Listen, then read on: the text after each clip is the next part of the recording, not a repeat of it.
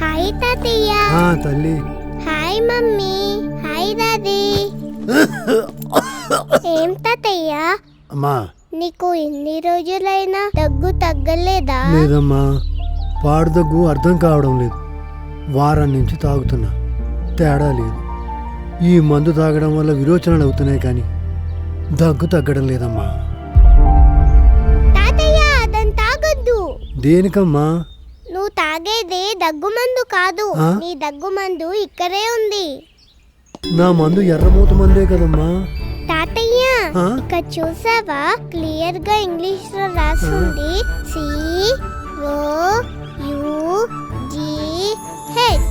Cough SYRUP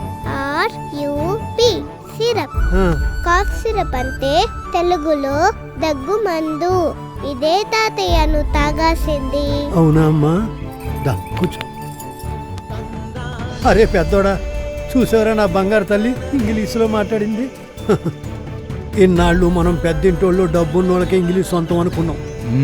కానీ ఇలా Jagananna government స్కూల్లో ఇంగ్లీష్ పెట్టి మన పేదోళ్ళ ఇంటికి కూడా ఇంగ్లీష్ తెప్పించాడురా.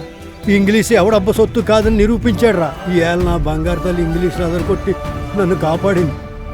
విద్యార్థులకు ఇంగ్లీష్ ఒక వరం, మెరుగవును భావితరం. ఇదే జగనన్న స్వరం.